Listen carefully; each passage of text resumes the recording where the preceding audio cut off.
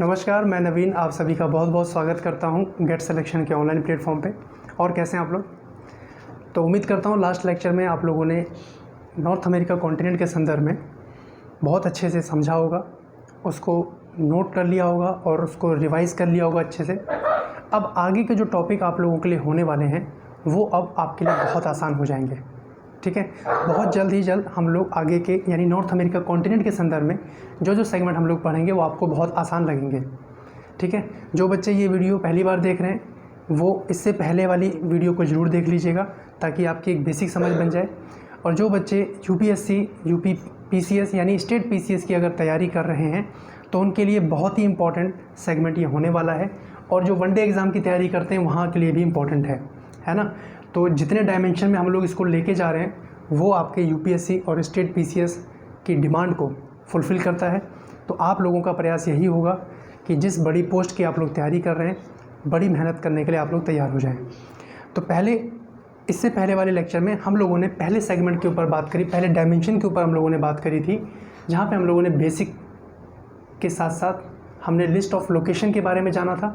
List of location में मैंने आपको बताया था, एक छोटा सा मैं रीकैप कर दूं, उसके बाद हम लोग आगे बढ़ते हैं। मैंने आपको बताया था ये 23.5 डिग्री कर्क रेखा है, 23.5 डिग्री कर्क रेखा, और ये 49 डिग्री रेखा है जो कि विश्व स्तर पे शांतिपूर्ण रेखा मानी जाती है और कनाडा और अमेरिका के मध्य सीमा का निर्धारण करती है।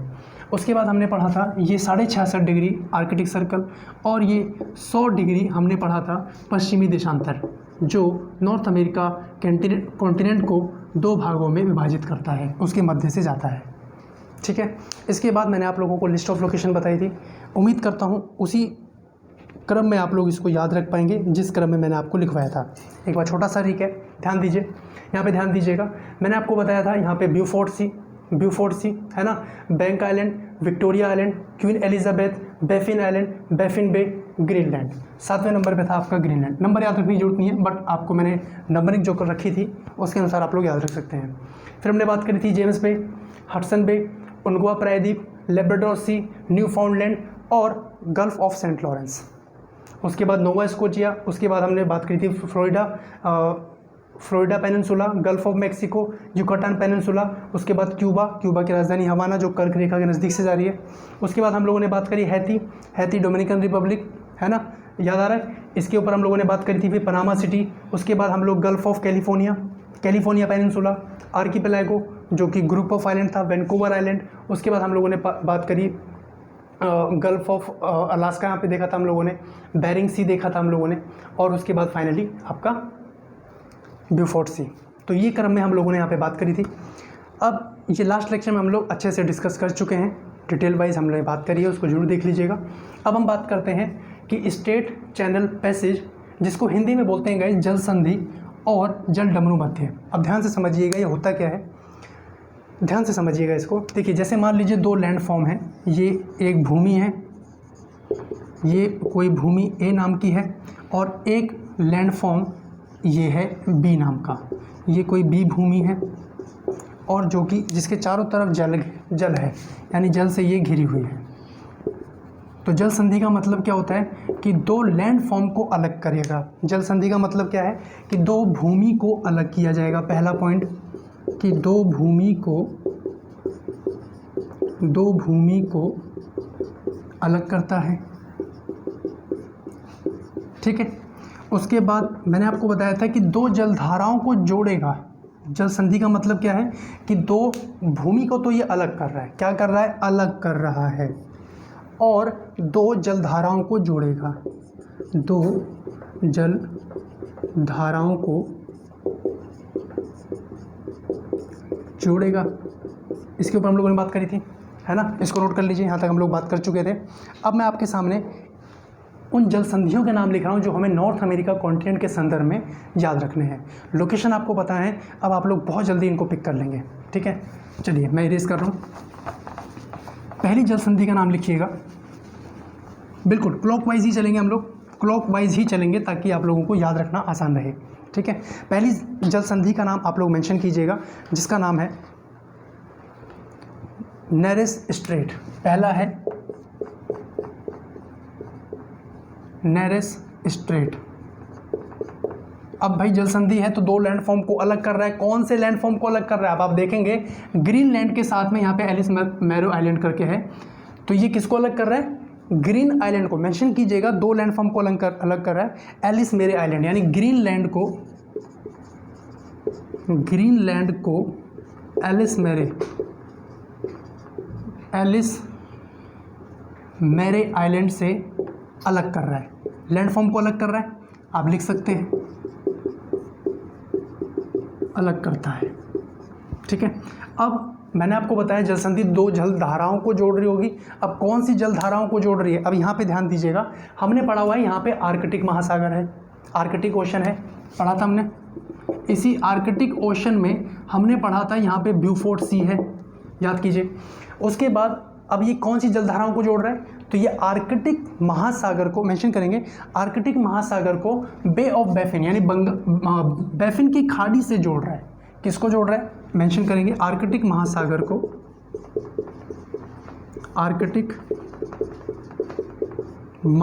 को जोड़ रहा है किससे? बे ऑफ बैफिन। अब लोकेशन आपको पता है, बे ऑफ बैफिन से जोड़ता है। सिंपल सा प्रश्न आपके सामने देखने को आ सकता है कि भाई नेरेस स्ट्रेट कहाँ है? पहली बात तो ये नॉर्थ अमेरिका कॉन्टिनेंट में है। किन जलधाराओं को जोड़ता है? तो आर्कटिक महासागर को बे ऑफ बैफिन से जोड़ता है। किन दो लैंडफॉर्म को अलग करता है? तो न्यू फाउंडलैंड को एलिस मेरे आइलैंड से अलग करता है। ये आप देख लीजिएगा अपने मैप में, स्पेलिंग बिल्कुल सही लिखी है वैसे मैंने, ठीक है। एलिस मेरे आइलैंड को ग्रीनलैंड से अलग करता है। यहाँ पे आप लोग ये पॉइंट ध्यान रखेंगे, पहला स्टेट जो आपको ध्यान रखना है, ठीक है।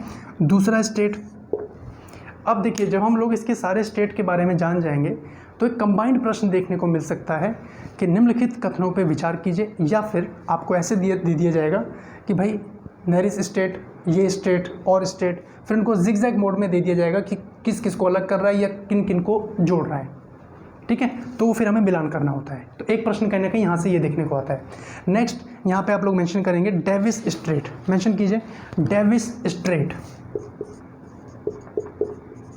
डेविस स्ट्रेट यानी डेविस जल संधि अलग किसको कर रहा है? डेविस जल संधि अलग किसको कर रहा है? तो मेंशन करेंगे बैफिन आइलैंड को ग्रीनलैंड से। ये बैफिन आइलैंड था तो यहीं पे है, बैफिन आइलैंड को ग्रीनलैंड से मेंशन कीजिए किससे किससे अलग कर रहा है? बैफिन आइलैंड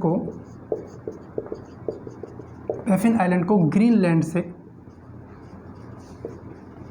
ग्रीनलैंड से अलग करता है। भाई लैंड फॉर्म को तो अलग करेगा इतना तो क्लियर है, अलग करता है। अब जोड़ेगा किससे? अब ध्यान दीजिए, दो जलधाराओं को जोड़ेगा। कौन सी जलधाराएं हैं? तो मेंशन करेंगे बैफिन, बे ऑफ बैफिन और लेब्राडोर सी।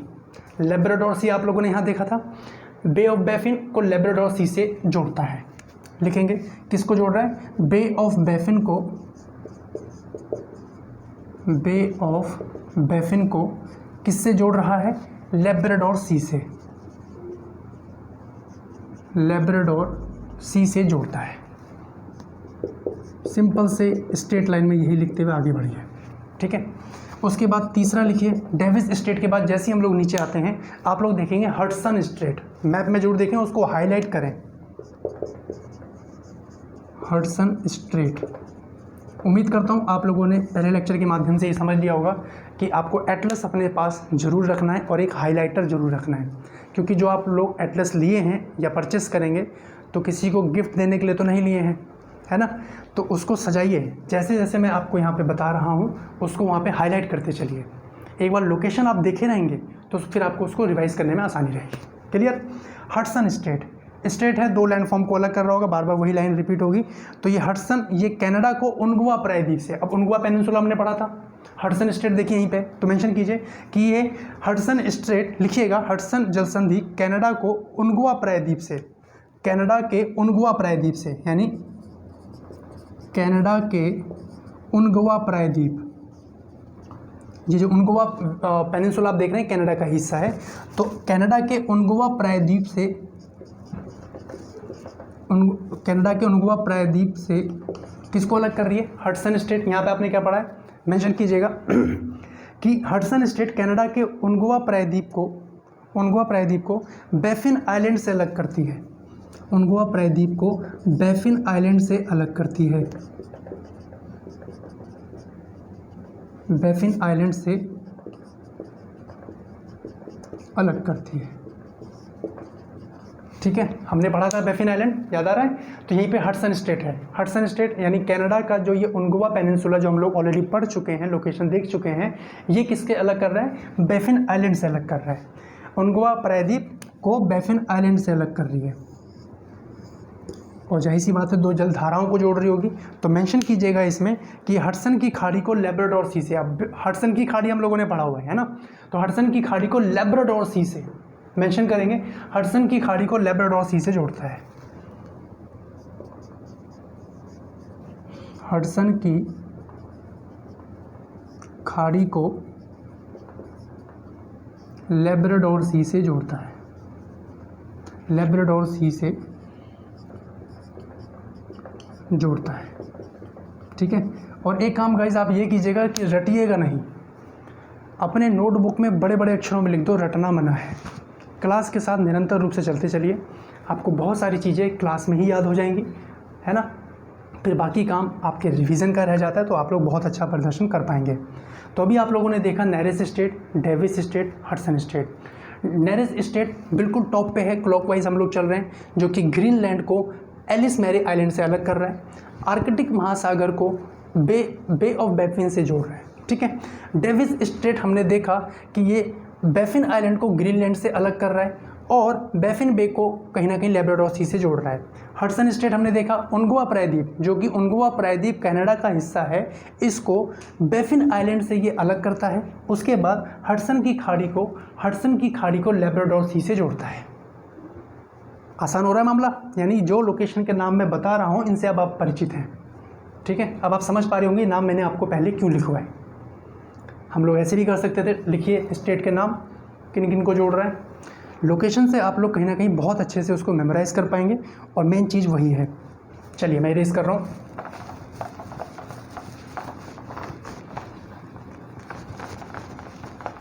नेक्स्ट लिखिए हडसन के बाद strait of Belle island. Strait of Belle island. Strait of Belle island. जो चीज़ें मैं बता रहा हूँ आप लोग अपने एंड से भी प्रयास करें। पहले वीडियो को पॉज करें, जो नाम आपको मिला हडसन स्टेट, क्या देख पा रहे हैं? खुद प्रयास करें किसको किससे जोड़ रहा होगा, किसको किससे अलग कर रहा होगा, फिर मैच कीजिए कि आप लोग सही चल पा रहे हैं, नहीं चल पा रहे हैं।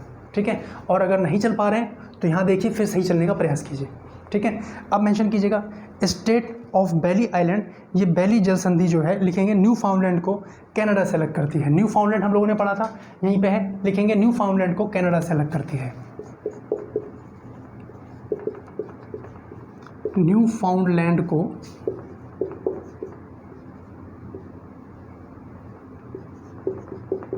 कनाडा से अलग करती है। भाई लैंडफॉर्म को अलग कर रही है तो जोड़ेगी किसको? जलधाराओं को। तो मेंशन कीजिएगा इसके अंदर कि लैब्राडोर सागर को सेंट लॉरेंस से जोड़ती है। मेंशन करेंगे लैब्राडोर सागर को सेंट लॉरेंस की खाड़ी, गल्फ ऑफ सेंट लॉरेंस हमने पढ़ा था यहाँ पे, गल्फ ऑफ सेंट लॉरेंस, यहाँ पे लैब्राडोर सी। तो मेंशन कीजिएगा कि ये गल्फ ऑफ सेंट लॉरेंस को, गल्फ ऑफ सेंट लॉरेंस को किससे जोड़ रही है? लैब्राडोर सी से जोड़ रही है। Labrador sea. ठीक है, चलिए नेक्स्ट लिखिएगा।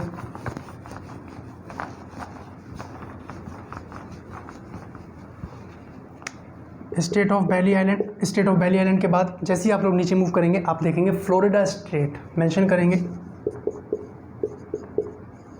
Florida straight. फ्लोरिडा स्ट्रेट किनको जोड़ रहा है? तो लिखिएगा इसके अंतर्गत कि फ्लोरिडा स्ट्रेट फ्लोरिडा के प्रायद्वीप को क्यूबा से अलग करता है। क्यूबा हमने पढ़ा था यहाँ पे, तो यहीं पे फ्लोरिडा स्ट्रेट है। मेंशन करेंगे कि फ्लोरिडा स्ट्रेट फ्लोरिडा को क्यूबा से अलग कर रहा है। फ्लोरिडा को क्यूबा से अलग कर रहा है, क्यूबा से अलग करता है।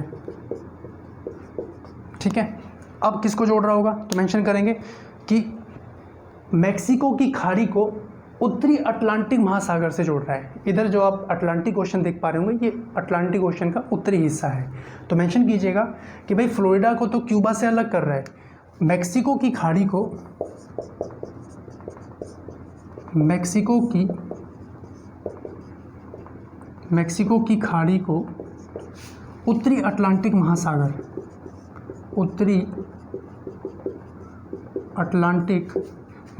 से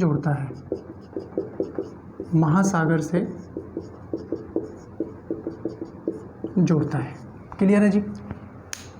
state of Belle Island Newfoundland को कनाडा से अलग कर रहा है, गल्फ ऑफ सेंट लॉरेंस को लेब्राडोर सी से जोड़ रहा है, ठीक है। फ्लोरिडा स्टेट हमने पढ़ा था यहाँ पे, फ्लोरिडा पेनिनसुला याद आ रहा है, लोकेशन अब आपके दिमाग में फीड होनी चाहिए। फ्लोरिडा को क्यूबा से अलग करता है और मैक्सिको की खाड़ी को, जो गल्फ ऑफ मैक्सिको है, इसको उत्तरी अटलांटिक महासागर से जोड़ता है। क्लियर हो रहा है? यही आपको ध्यान रखना है, यहीं से प्रश्न आते हैं गाइस। बिल्कुल सिस्टमेटिक वे में हम लोग क्लासेस आपके लिए यहाँ पे लाएंगे, आप लोग धैर्यपूर्वक उनको अटेंड करते हुए चलिए। मैंने जैसे कि आपको बताया कि वर्ल्ड मैपिंग के संदर्भ में एक नोटबुक आप अलग से बना लीजिए और कुछ भी अलग से ऐड करने की आवश्यकता नहीं है, कंप्लीट सेगमेंट आप लोग यहाँ पे पढ़ेंगे, ठीक है। नेक्स्ट स्टेट का नाम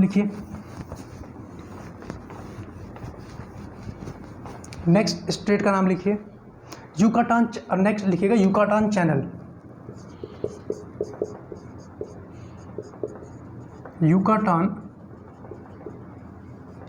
भाई चैनल कह लो, पैसेज कह लो, स्टेट कह लो, बात एक ही है, ठीक है।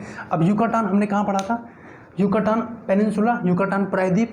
अब यहाँ पे मेंशन करेंगे कि यहाँ यहीं पे हम चैनल देख पाएंगे, तो लिखेंगे कि युकाटान चैनल मैक्सिको के युकाटान प्रायद्वीप को, लिखेंगे मैक्सिको के युकाटान प्रायद्वीप को,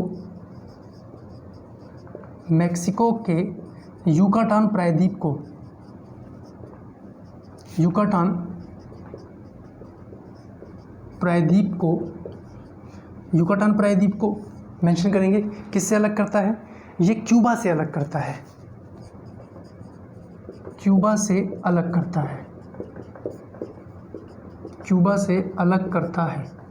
पहला पॉइंट।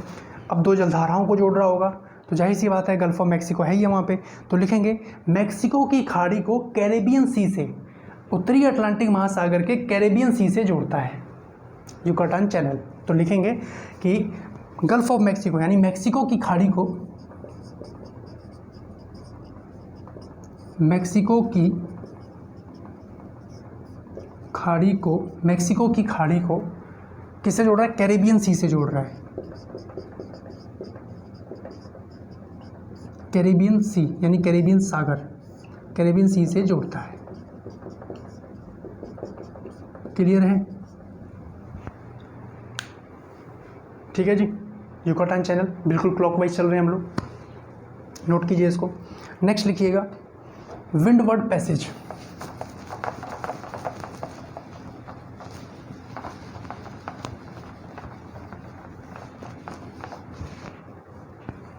नेक्स्ट लिखिए windward passage.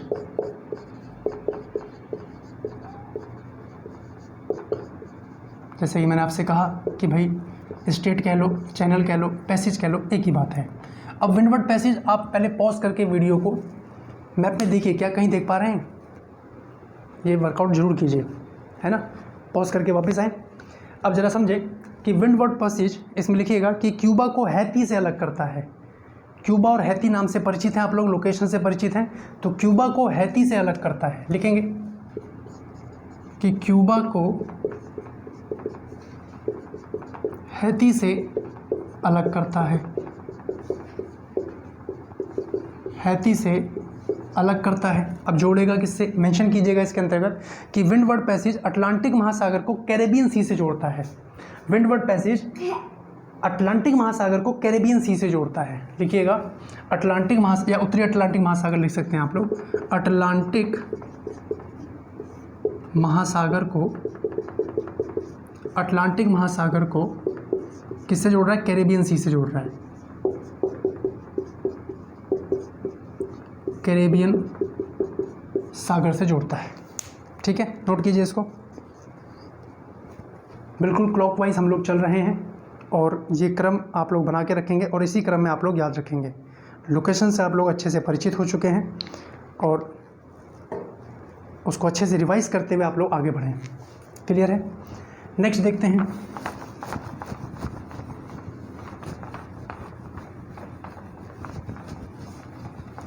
Windward passage. Windward passage के बाद लिखिएगा मोना पैसेज। ठीक है, कितने डायमेंशन से प्रश्न बन सकते हैं? जब हम लोग कोई डायमेंशन छोड़ेंगे नहीं तो प्रश्न बचेगा कहाँ से, है कि नहीं है?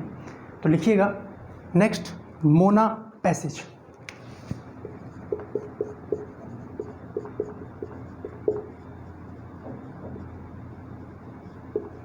मोना पैसेज।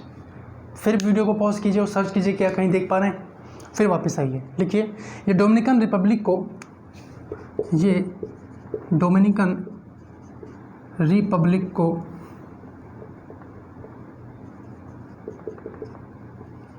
प्यूर्टो रिका से अलग करता है। प्यूर्टो रिका से अलग करता है। अब दो जलधाराओं को जोड़ रहा होगा तो लिखेंगे अटलांटिक महासागर को कैरिबियन सागर से जोड़ता है। अटलांटिक महासागर को कैरिबियन सागर से जोड़ता है। जोड़ता है लिख लीजिएगा और ध्यान रहे जलधाराओं को ही जोड़ेगा। कौन? जल संधि। अटलांटिक महासागर को कैरिबियन सागर से जोड़ता है। कैरिबियन सागर से जोड़ता है। क्लियर हो गया? Mona passage, windward passage. अब आप देख पाएंगे इसको इस तरफ अपने मैप में, जो मैप एटलस आप लोग देख रहे हैं, इस लोकेशन पे हम लोग क्लॉकवाइज चल रहे हैं, यहाँ तक पहुँच गए हैं। ठीक है, मोना पैसेज के बाद नेक्स्ट लिखिएगा जमाइका चैनल। नेक्स्ट लिखिएगा Jamaica channel.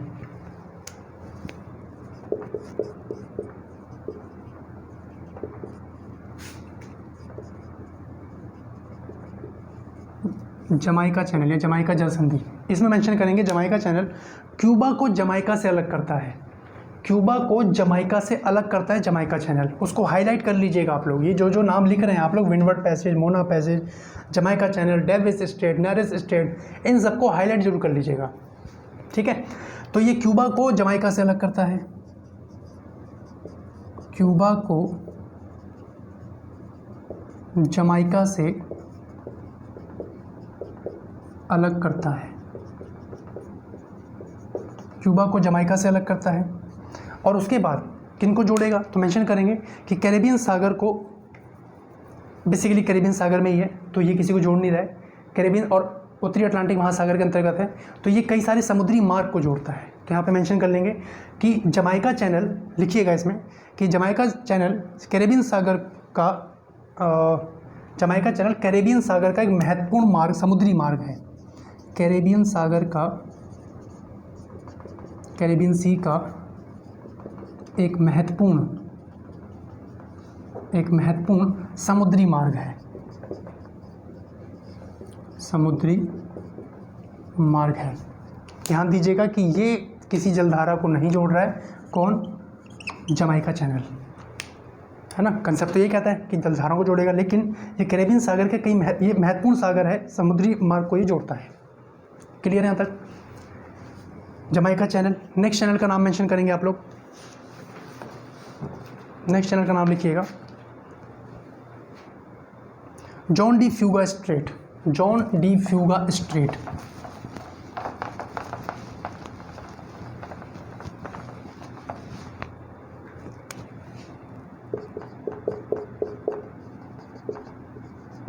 John de Fuca straight.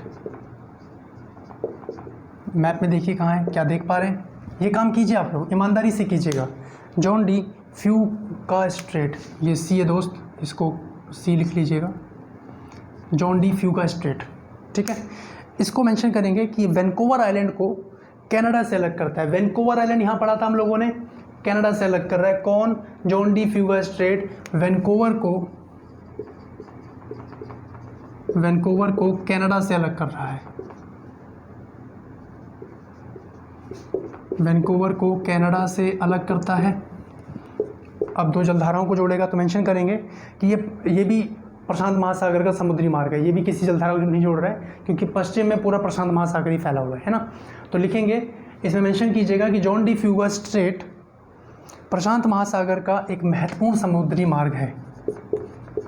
प्रशांत महासागर का एक महत्वपूर्ण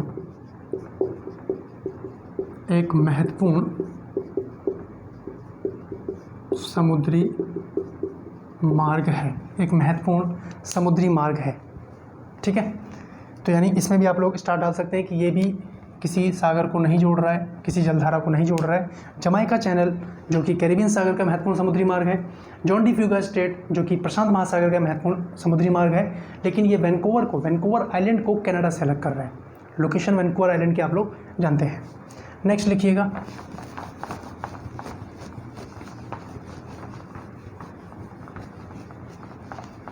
लिखिएगा, इसमें बेरिंग स्ट्रेट।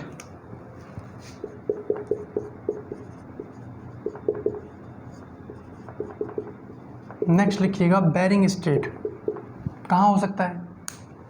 बेरिंग सी आप लोगों ने पढ़ा था कि यहीं पे है, तो इसमें मेंशन कीजिएगा कि बेरिंग स्ट्रेट अलास्का को साइबेरिया से अलग करता है। ये अलास्का है, ये दिखने में तो लग रहा है कि कनाडा का हिस्सा है, अभी आगे सेगमेंट में आ जाएगा, सारी चीज़ें आएंगी, लेकिन मैं बच रहा हूँ आगे की चीज़ों को अभी बताने से क्योंकि वो क्रम ना टूटे, है ना, आपका ध्यान ना भटके, थोड़ा धैर्य रखते हुए समझिएगा। अभी मैं आपको इतना बता दे रहा हूँ कि अलास्का जो कि लग रहा है कनाडा का हिस्सा है, लेकिन ये है अमेरिका का। तो आप लिखेंगे कि ये अलास्का को साइबेरिया से अलग कर रहा है, मेंशन करेंगे कि बेरिंग स्ट्रेट अलास्का को, अमेरिका के अलास्का को साइबेरिया से अलग करता है। साइबेरिया से अलग करता है, साइबेरिया से अलग करता है। ठीक है जी, तो आपने लिखा कि ये अलास्का को साइबेरिया से अलग करता है और प्रशांत महासागर के बेरिंग सागर को आर्कटिक महासागर के ब्यूफोर्ट सी से जोड़ता है। देख रहे हैं लोकेशन जो हमने डिस्कस की थी वो कितनी काम आ रही है। तो मेंशन करेंगे कि ये प्रशांत महासागर के बेरिंग सागर को, प्रशांत महासागर के बेरिंग सागर, सीधा कहा जाए तो बेरिंग सागर को ब्यूफोर्ट सी से जोड़ता है, लेकिन अब लिख लें कि प्रशांत महासागर के बेरिंग सागर को आर्कटिक महासागर के ब्यूफोर्ट सी से जोड़ता है।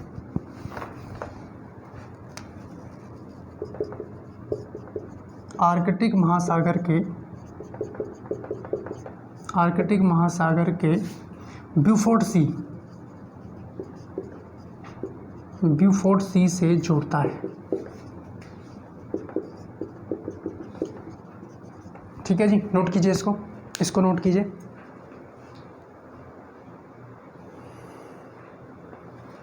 ठीक है, अब ज़रा ध्यान से समझिए, मैं एक बार क्लॉकवाइज आपको रिवाइज कराऊँ। पहले हम लोगों ने पढ़ा Nares Strait, Davis Strait, Hudson Strait, Nares, Davis, Hudson Strait, है ना। उसके बाद जैसे ही पढ़े हम लोग आगे गल्फ ऑफ जो सेंट ऑफ लॉरेंस हमने देखा, वहाँ पे हमने पढ़ा स्ट्रेट ऑफ बैली आइलैंड। जैसे ही आगे पढ़े फ्लोरिडा चैनल देखा, युकाटान चैनल देखा हम लोगों ने मोना पैसेज देखा, विनवर्ड पैसेज देखा।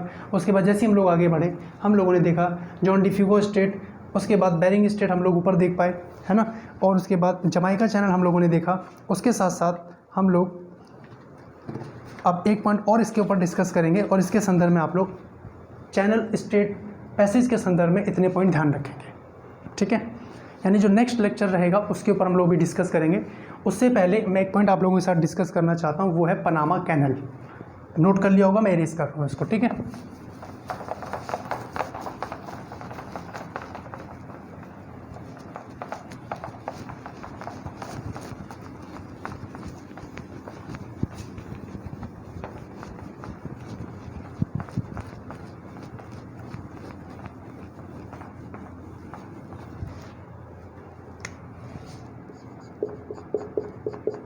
पनामा नहर, अब इसके बारे में ज़रा जानिए ध्यान से और वीडियो को पॉज करके ज़रूर सर्च करें कि पनामा कैनल क्या आप देख पा रहे हैं मैप में।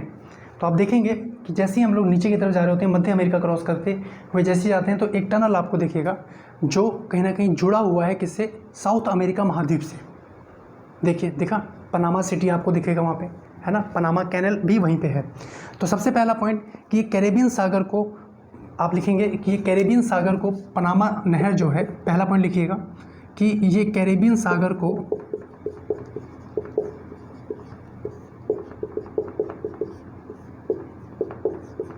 पनामा नहर जो है कैरेबियन सागर को प्रशांत महासागर के पनामा खाड़ी से जोड़ता है।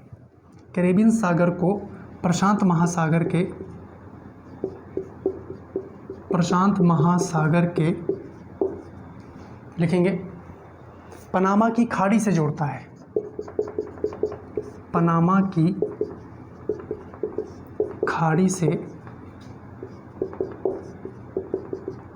जोड़ता है। याद कीजिए, हमने पढ़ा था गल्फ ऑफ पनामा, है ना, वो लोकेशन याद कीजिए, लास्ट लेक्चर में हमने डिस्कस की थी। तो आपको एक पॉइंट यहाँ पे ध्यान ये रखना है कि जो पनामा नहर है ये कैरेबियन सागर को, कैरेबियन सागर ऊपर की तरफ है, कैरेबियन सागर को, और नीचे इस तरफ प्रशांत महासागर है, प्रशांत महासागर की पनामा की खाड़ी से, यानी कैरेबियन सागर को किससे जोड़ता है, पनामा की खाड़ी से जोड़ता है। और ये पनामा की खाड़ी है कहाँ, प्रशांत महासागर में।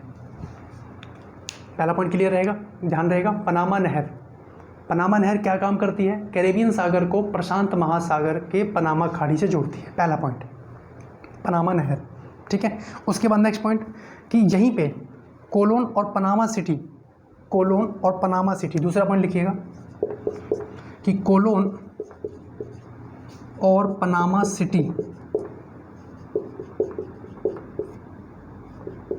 कोलोन और पनामा सिटी, कोलोन और पनामा सिटी मेंशन करेंगे। कोलोन और पनामा सिटी इस नहर के दो महत्वपूर्ण बंदरगाह हैं। कोलोन और पनामा सिटी पनामा नहर के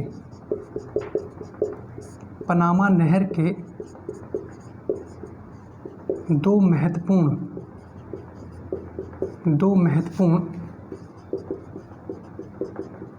बंदरगाह हैं, ठीक है जी।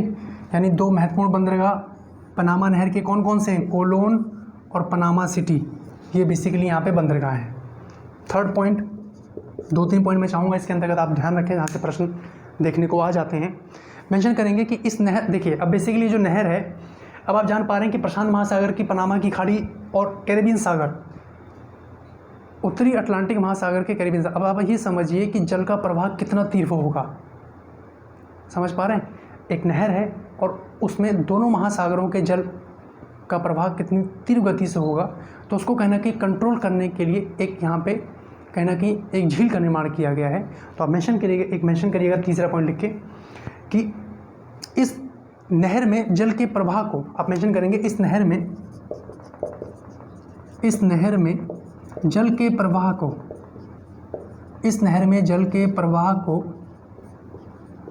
जल के प्रवाह को नियंत्रित करने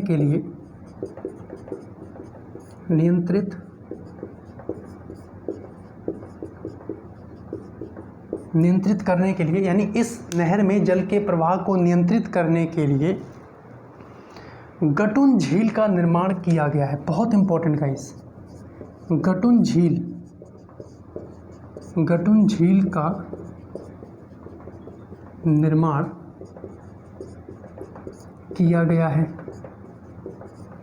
जैसे कि मैंने आपको बताया, प्रशांत महासागर, उत्तरी अटलांटिक महासागर, इनके जल का प्रवाह इतना तीव्र है कि जल के प्रवाह को नियंत्रित करने के लिए किस झील का निर्माण किया गया, गटुन झील।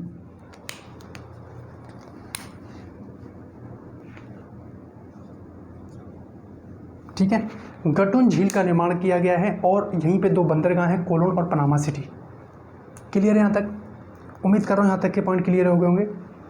पनामा नहर के संदर्भ में यही 2-3 पॉइंट आपको ध्यान रखने हैं कि भैया उत्तरी अटलांटिक महासागर के कैरेबियन सागर को प्रशांत महासागर के पनामा की खाड़ी से जोड़ रहा है। जल का प्रवाह तीव्र होने के कारण यहाँ पे गटुन झील का निर्माण किया गया है ताकि उसको प्रवाह को नियंत्रित किया जा सके।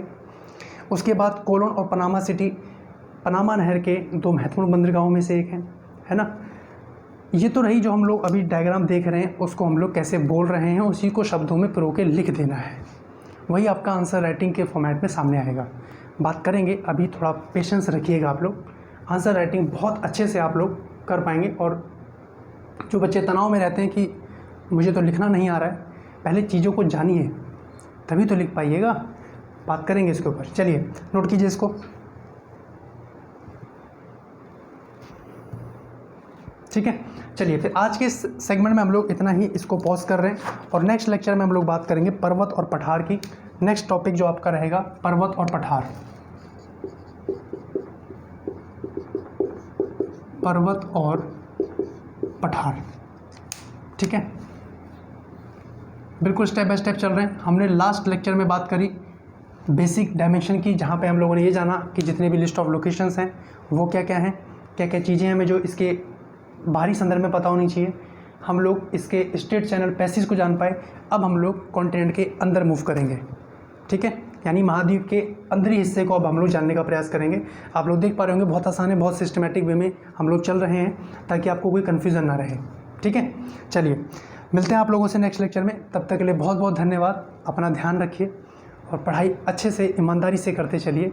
बिल्कुल तपस्या की तरह आप लोगों को पढ़ाई करनी है, जैसे ऋषि मुनि लोग तपस्या करते हैं और काफ़ी समय के बाद भगवान प्रसन्न होकर उनको कहीं ना कहीं क्या देते हैं, वरदान।